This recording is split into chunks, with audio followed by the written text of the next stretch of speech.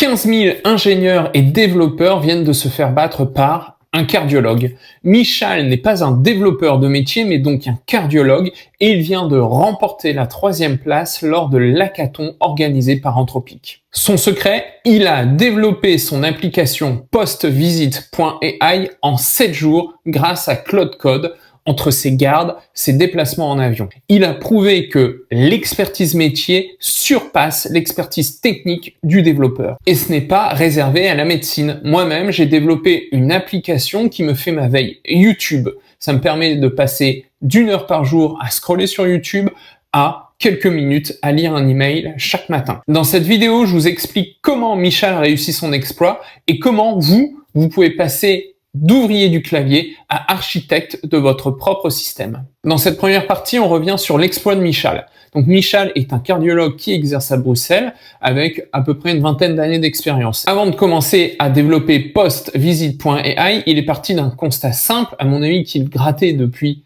quelques temps. Il a constaté que 50 à 80% des informations qui sont données par le professionnel de santé aux patients sont oublié et non appliqué. Partant de ce constat-là, Michal, qui depuis le début de son expérience en tant que cardiologue, cherche à développer des outils à destination du patient, en tous les cas des outils pour faciliter son métier, et qui est aussi adepte de ce qu'on appelle l'EBM, donc l'Evidence Based Medicine, a décidé de s'engager sur cet hackathon, donc organisé par Anthropic et réunissant virtuellement bien sûr à peu près 15 000 participants.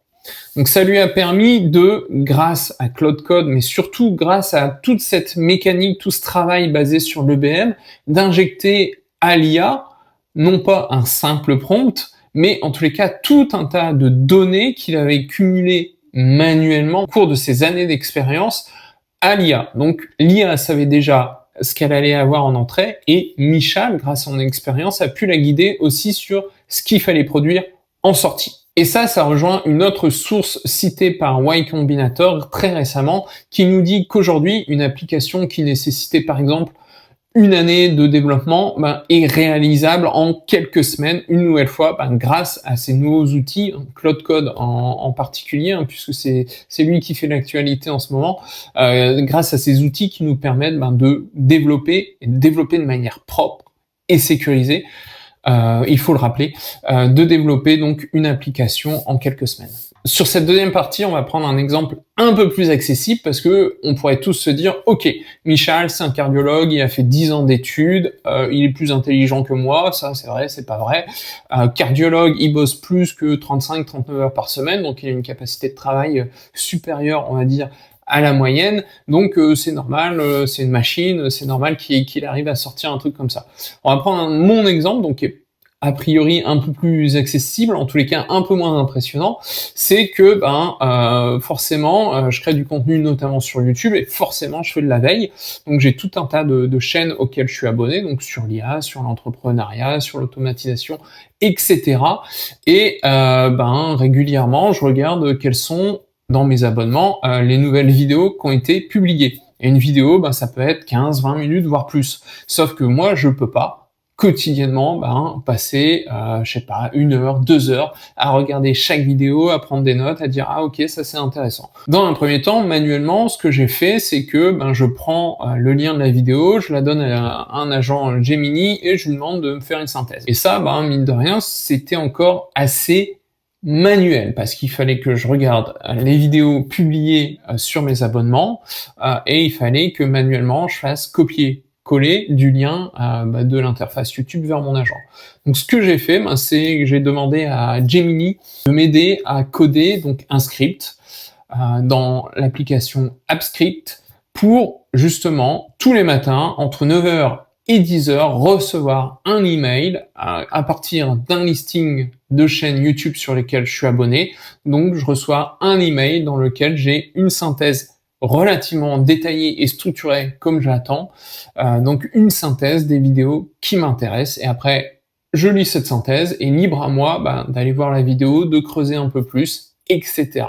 Donc ça, c'est un boulot qui m'a pris quelques heures. Je vous donne mon feedback. Moi, le plus gros point de problème, le petit point d'incohérence que j'ai vu en faisant ça, donc j'ai été guidé par Gemini, donc 3.1, la version qui est sortie très récemment, donc dans le mode pro pour m'aider à coder. Même si c'est pas un code très compliqué, je me suis quand même fait aider de la version pro. Basiquement, dans le script, au lieu de faire appel à une version up-to-date de Gemini, il faisait appel à Gemini 1.5 en version flash, donc qui me produisait des synthèses assez pauvres, j'ai envie de dire. Par rapport à mon exemple, n'hésitez pas à partager en commentaire une application que vous avez réalisée grâce à l'IA ou sur laquelle vous êtes en train de travailler accompagné d'un agent IA, d'un outil d'intelligence artificielle.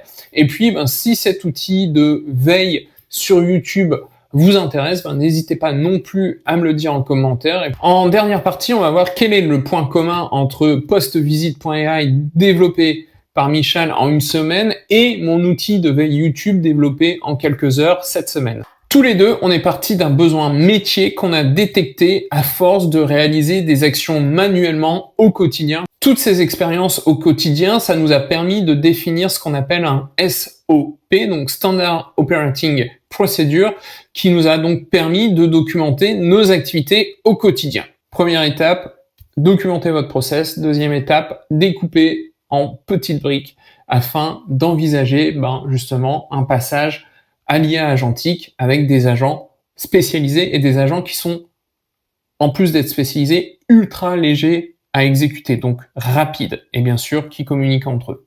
Et troisième point, ça va être de garder des points de contrôle, des points de vérification, de garder l'humain dans la boucle pour justement contrôler ce que font les agents. Donc ça peut être tout simplement de dire à un agent de « Ok, fais ça, mais avant de passer l'information à ton copain, demande-moi de vérifier l'information, demande-moi une validation. » Si on prend l'exemple de Michal avec son application postvisite.ai, dans son process, il va demander un tracking du rythme cardiaque. Tracking qui va se faire grâce à une montre connectée et parfois, il va y avoir des anomalies qui vont être remontées. Donc à ce moment-là, il y a des alertes et c'est lui, le médecin, le cardiologue, qui va éventuellement faire évoluer le traitement. C'est pas l'IA, elle le pourrait, c'est pas l'IA qui va dire « Ok, il y a un défaut dans le rythme cardiaque, il y a eu un changement de rythme cardiaque, il y a une anomalie qui est détectée, allez hop, tout de suite, je change telle molécule à telle molécule. » Non, ça reste tout le temps le médecin, donc en l'occurrence Michal, qui fait le job de prescrire un nouveau traitement. Pour conclure, j'ai envie de citer une étude publiée par Gartner qui nous dit que cette année, en 2026, 15% des décisions seront prises par des machines par l'IA. Autrement dit, si nous ne sommes pas ceux qui définissons les procédures, qui définissons les SOP, donc les Standard Operating Procedures, on va être ceux qui vont subir les décisions faites par la machine. Enfin, je vous propose de compléter l'auto-évaluation pour voir comment vous vous positionnez face à l'IA, comment vous positionnez face à l'IA agentique et en retour, je vous enverrai une trame pour justement auditer vos procédures, votre façon de travailler actuelle et pour voir comment vous pouvez automatiser des premières activités, des premières tâches. À la semaine prochaine!